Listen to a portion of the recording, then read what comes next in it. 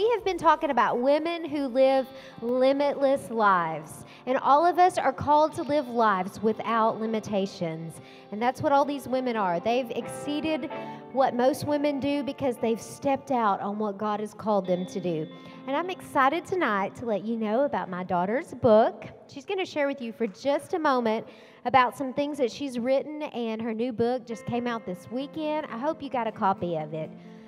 I hope you support the next generation, because we build through generations. That's how we build. And so I know that there's someone who needs this book that you know. So make sure you go back there and get a copy of it. Hey guys, so tonight I want to tell y'all a little bit about my new book, The Bridge Crossing into Your Teenage Years. So I started writing this book when I was 12 years old, and then I tried to be popular and I got into all this other stuff. So I just completely forgot about my book.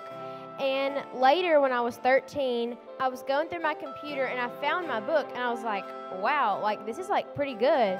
So I started getting all these life lessons that I'd learned, and I put them into the book, and that just made it even better. So it's published, and right now I want to tell y'all a reason that I wrote this book. So when I was 12, I was at this church that I used to visit every often, and it was a Wednesday night, and I was sitting in this class. Well, there were all these teenage girls there, and I looked around the room and I noticed that in class, all these girls acted like they were really good Christians and all they cared about was God.